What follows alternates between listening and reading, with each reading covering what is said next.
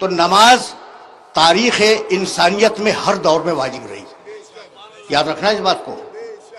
تاریخ انسانیت کا کوئی دور ایسا نہیں گزرا جب نماز انسانوں پہ واجب نہ ہو. سورہ مریم 19واں سورہ اور بہت طویل آیت ہے 59ویں آیت. میں فقط ایک جملہ پڑھوں گا. آدم کے عہد میں نماز تھی, نوح کے عہد میں نماز تھی, ان کے بعد جو انبیاء مرسلین آئے نماز تھی. فخلف من بعدہ خلف اضاعوا الصلاۃ واتبعوا الشہوات. اس کے بعد جو نسلیں آئیں انہوں نے نماز کو ضائع کر دیا. تو شروع میں نماز تو تھی لیکن نماز جو ہے وہ ضائع ہو گئی. ٹھیک, یہ ایک آیت. پھر پروردگار نے عجیب انداز سے حضرت ابراہیم کی دعا نقل فرمائی.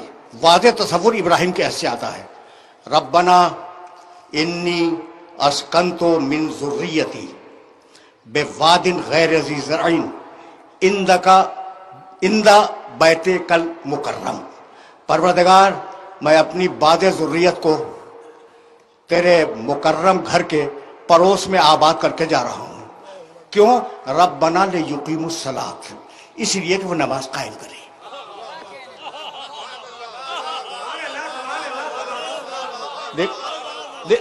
تیور دیکھ رہے ہو؟ یہ تو ابراہیم کا عہد تھا. اسماعیل کان یامر اہلہ بالصلاۃ والزکوٰۃ. اسماعیل ہمیشہ اپنی اولاد کو, اپنے اہل و عیال کو تاکید کرتے تھے کہ نماز قائم رکھو. اب یہاں تک آ گئے ہم, ابراہیم و اسماعیل یہ ہو گئے نا. اس کے بعد یا مریم اقنتی لربک واسجدی وارکعی مع الراکعین. مریم قنوت پڑھو, نماز پڑھو, رکوع کرو, سجدہ کرو.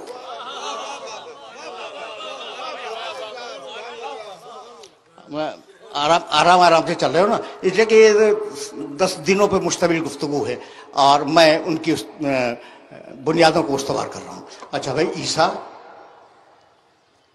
مریم کا بیٹا عیسیٰ کہ کہنے لگے کہ انی عبداللہ آتانی الکتاب وجعلنی نبیا. عیسیٰ گود میں بولے تھے میں اللہ کا بندہ ہوں, اللہ نے مجھے کتاب دی ہے, اللہ نے مجھے نبی بنایا ہے. وَأَوْصَانِي بِالصَّلَاةِ وَالزَّكَاةِ, اور اللہ نے مجھے وصیت کی کہ میں نماز قائم رکھوں.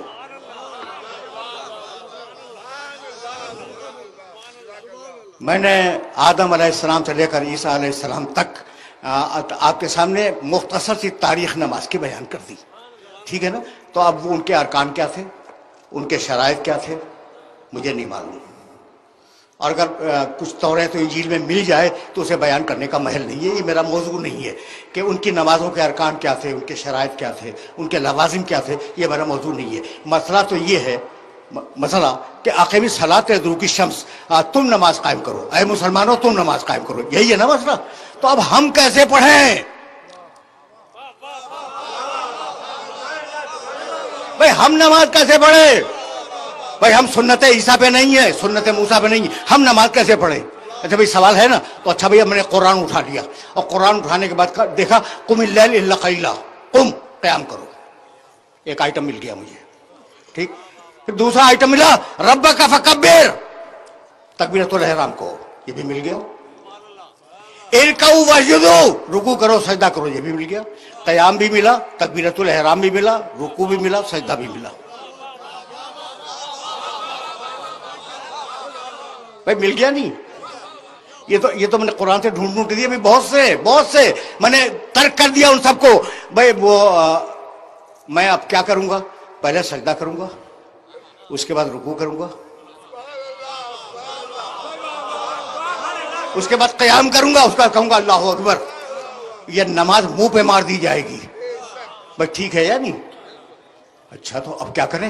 کہا صلو کما رأیتمونی اصلی. اب یہاں سے میرا محمد داخل ہوا شریعت میں.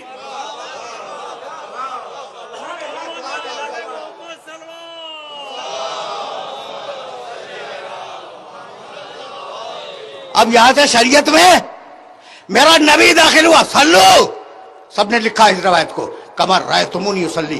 ویسے پڑھو جیسے مجھے پڑھتے ہوئے دیکھو, ویسے پڑھو جیسے مجھے پڑھتے ہوئے دیکھو. یعنی قرآن سے ڈھونڈ کے نہ پڑھنا, مجھے دیکھ کے پڑھنا جو کتاب زمانے محمد میں کافی نہ ہو وہ آپ کو بعد میں کیسے کافی ہو گئی؟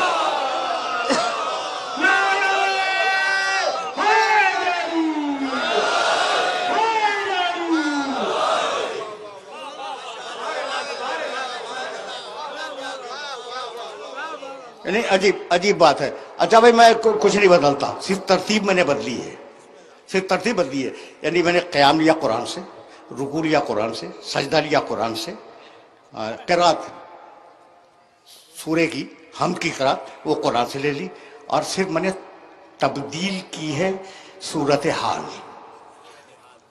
صورتحال بدلی ہے نا.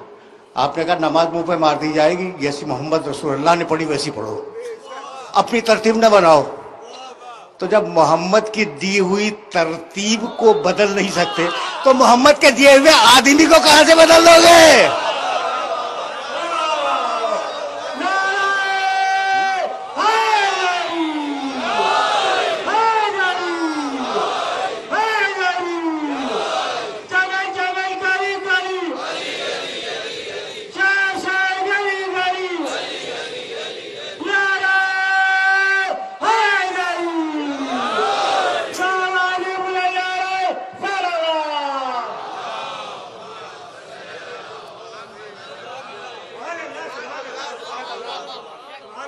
بات واضح ہو رہی ہے؟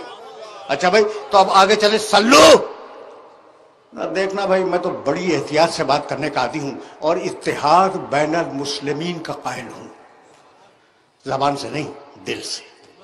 ٹھیک, تو جیسے مجھے دیکھو پڑھتے ہوئے ویسے پڑھو, یہی ہے نا.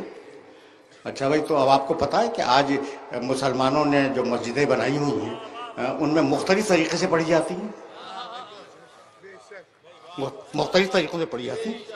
آپ کے علم ہے نا بات. اچھا بھائی تو اب چھوڑو مکے کی زندگی کو, بات بہت لمبی ہو جائے گی, لیکن ایک بات اب مجھے سے سنو گے اور مجھے سے سنتے جاؤ.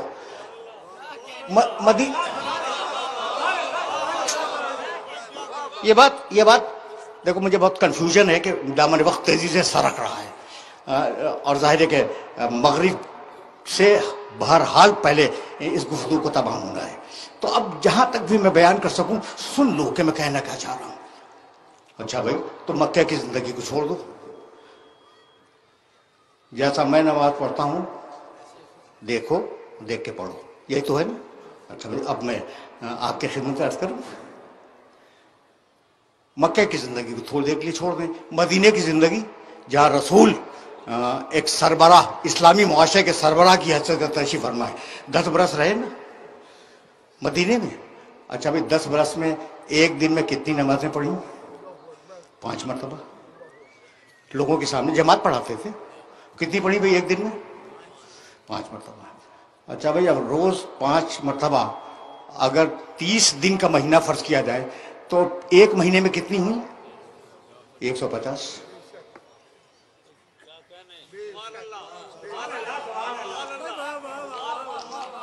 کتنی ہوئی؟ 150 ایک مہینے میں 150. اچھا بھائی اب 150 کو 12 مہینوں سے ضرب دے دو, کتنی ہوئی؟ 1800. 1800 نمازیں ہو گئی, یعنی ایک سال میں 1800 نمازیں ہوئی. اور رسول نے 10 سال سے گزارے ہیں مدینے میں, تو اب 10 کو ضرب دے دو تو 18,000 نمازیں. مسلمانوں نے 18,000 مرتبہ رسول کو نمازیں پڑھتے ہوئے دیکھا, اور پھر اختلاف ہو گیا. تو یا آنکھ خراب تھی یا دل خراب تھا.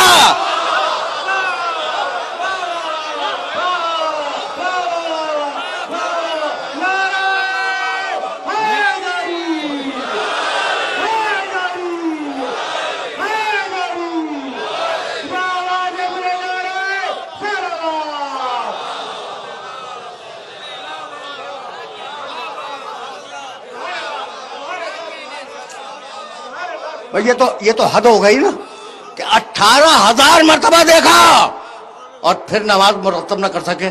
اس لیے اب یا رسول اللہ آپ پر لازم ہے کہ اگر نماز چھوڑ کے جا رہے ہیں تو ایک نماز پڑھنے والا بھی چھوڑ کے جائے.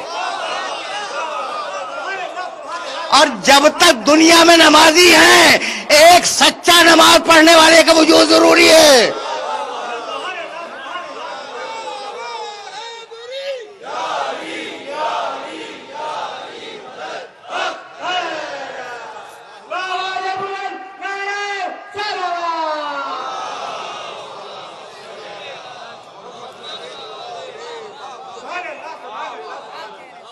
بھائی یہی سبب ہے.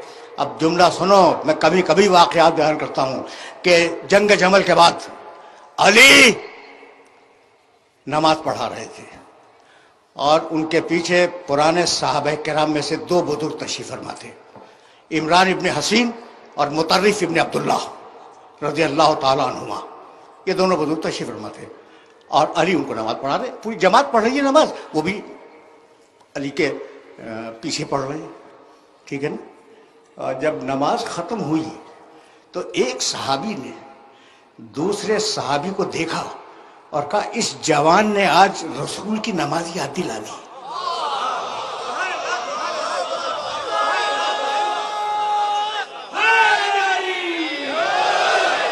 اس جوان نے آج رسول کی نماز یاد دلا دی. یعنی یہ جوان فقط منبر کا وارث نہیں ہے، مصلی کا بھی وارث ہے.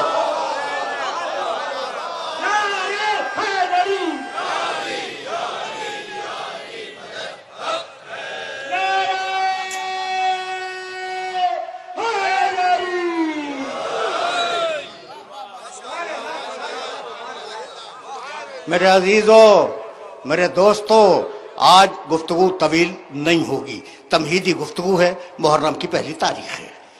اور اب جب نماز تک آ گئے ہو نا تو ایک جملہ سنتے جاؤ. بھائی نماز ٹھیک ہے، پڑھ لو بھائی، پڑھ لو، نماز پڑھو.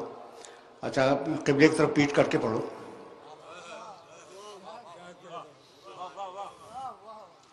نماز پڑھو اور جان بوجھ کے قبلے کی طرف پیٹ کر لو. نہیں، تم پر واجب ہے کہ قبلے کی تحقیق کرو. ماتھا ٹیکنا ہے اس گھر کے آگے جو اللہ کا ہے. قد نرى تقلب وجهك في السماء فلنولينك قبلة ترضاها. تحویل قبلہ کیا ہے؟ حبیب ہم دیکھ رہے ہیں کہ تم آسمان کی طرف گھور گھور کے دیکھ رہے ہو، تو مت گھبراؤ حبیب، ہم تمہارے دل کی بات کو سمجھتے ہیں. ہم تمہیں اس قبلے کی طرف موڑ دیں گے جو تمہاری مرضی کا قبلہ ہے. نماز اللہ کی مرضی، محمد کی.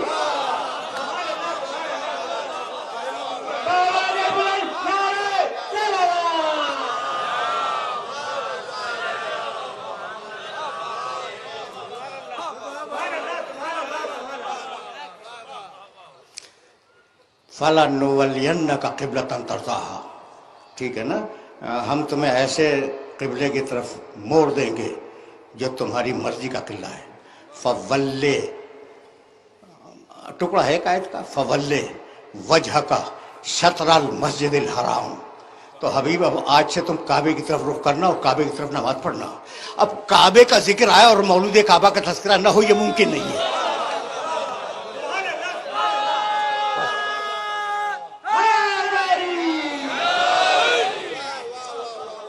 دیکھو بہت قریب ہو گئے نا دامن مغرب سے، دامن مغرب سے ہم بہت قریب ہو گئے، تو اب گفتگو روک دوں گا. بھائی قبلے کا ذکر ہو، کعبے کا تذکرہ ہے اور مولود کعبہ کا تذکرہ نہ ہو، ممکن نہیں ہے. یا علی مثلوں کا مثل الکعبہ.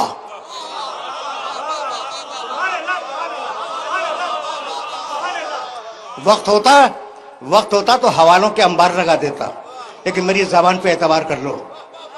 اس لیے کہ برسوں سے مجھے سن رہے ہو اور میں آنکھ سے دیکھ کے پڑھنے کا عادی ہوں. ٹھیک ہے نا. یا علی مثلوں کا مثل الکعبہ.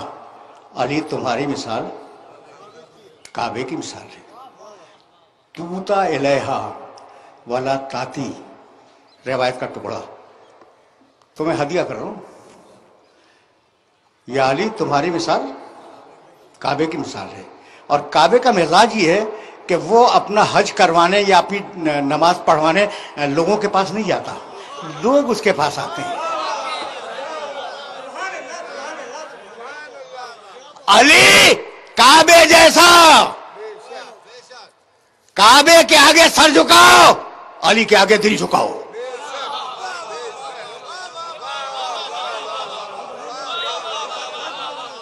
علی کعبے جیسا، کعبے کے آگے سر جھکاؤ، علی کے سامنے دل جھکاؤ.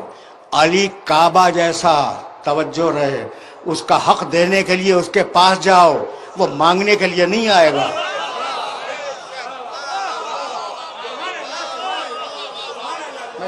میسج پہنچ گیا؟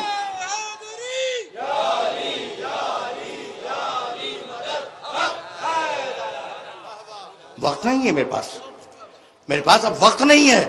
یا علی، تیری مثال کعبے کی مثال، کعبے کی طرف سر جھکے، تیری طرف دل جھکے.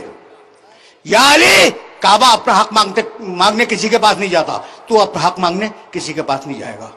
اور اب کعبے کی وہ مثال جو سب کے ذہن میں موجود ہے. جائیے ضد کر کے کعبے کی طرف پیٹ کر کے نماز پڑھ لیں، وضو بھی کریں، نماز بھی صحیح پڑھیں، لیکن کعبے کی طرف پوچھو، خدا کی قسم منہ پہ مار دی جائے گی. تو علی کی طرف پوچھ کر کے کب تک چلتے رہو گے؟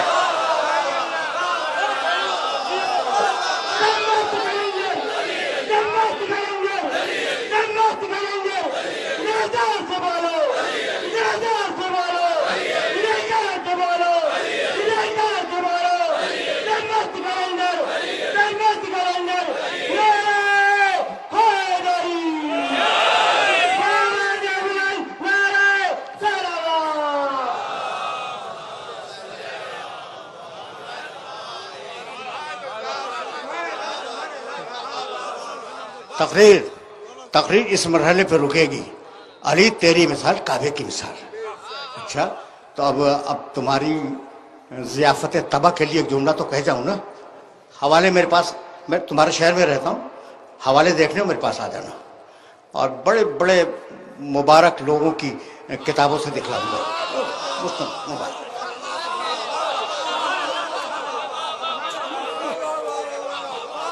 ہے بزرگوں نے خدمت کی ہے، اسلام کی حدیثیں لکھی ہیں. تو اب وہ ان بزرگوں سے ذرا میں روک کے ایک نظر ڈالنا چاہ رہا ہوں ان کی کتابوں پر. عجیب بات ہے، علی کی مثال کعبے کی مثال. اب ایک بات بتاؤں، بس اب تقریر تمام ہو رہی ہے. 2 جملے مصاحب کے عرض کروں گا، اس لیے کہ آغاز میں مصاحب میں بیان کر چکا 2 جملے، لیکن اب یہ تو سنتے ہی جاؤ.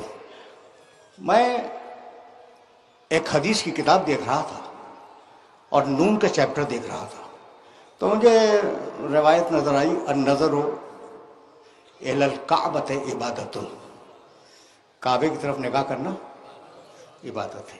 ظاہر ٹھیک ہے نا. اچھا پھر اب انہوں نے کئی روایتیں لکھی تھی.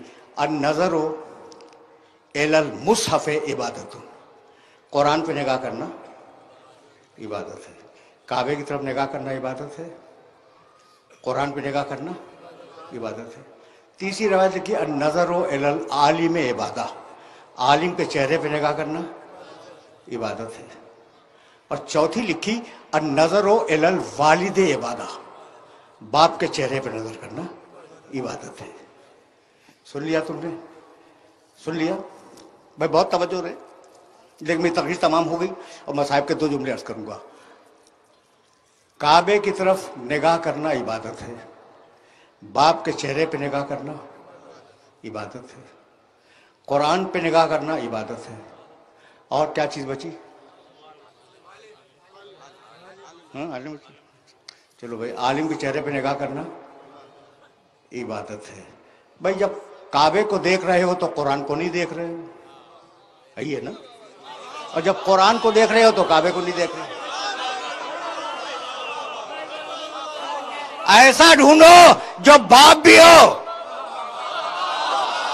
عالم بھی ہو، قرآن بھی ہو اور کعبہ بھی ہو. نہیں ملے گا. بس النظر الی وجہ علی عبادہ.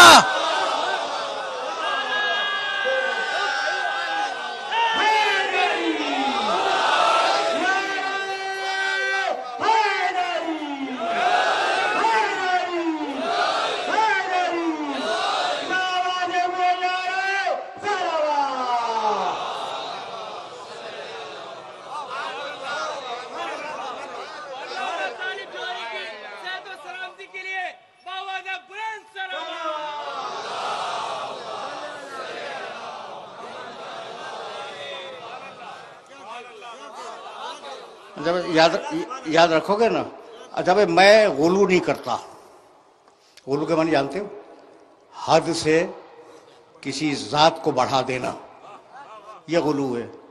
اور میں ممبر سے کہہ رہا ہوں کہ میں غلو نہیں کرتا، اس لیے کہ حد سے بڑھانے کو کہتے ہیں نا غلو. مجھے آل محمد کی حد ہی نہیں معلوم تو میں کیا کروں.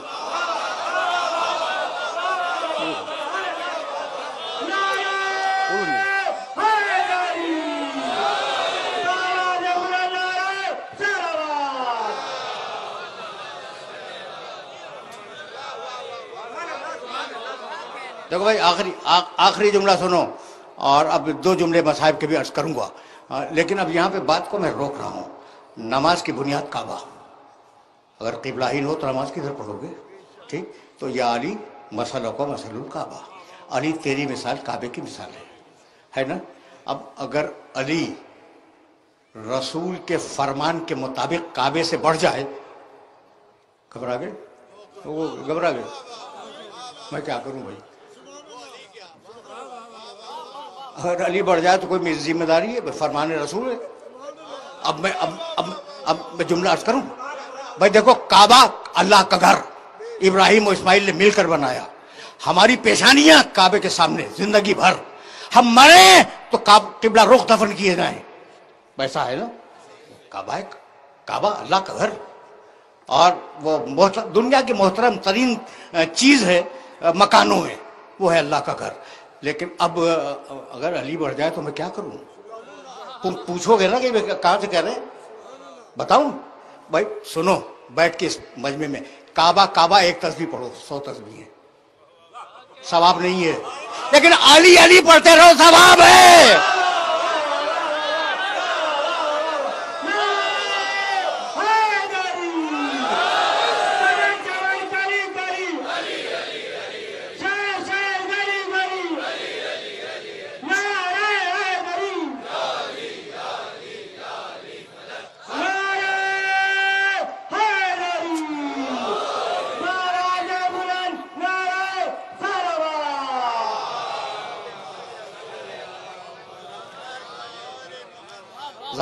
ظاہر ہے کہ میں بغیر دلیل کے بات نہیں کرتا. تم پوچھو کہ علی کرنا کہاں سے ثواب ہو گیا؟ کیا رسول کی روایت ذہن میں نہیں؟ ذکر و علی نہیں عبادت؟ علی کا ذکر عبادت ہے، تو جب علی کا نام زبان پہ آ جائے تو عبادت نہیں ہوئی؟ یہ ہے وارثان نماز، یہ ہے وارثان کعبہ. سمیٹو تو علی، پھیلاؤ تو 12 تک جائیں.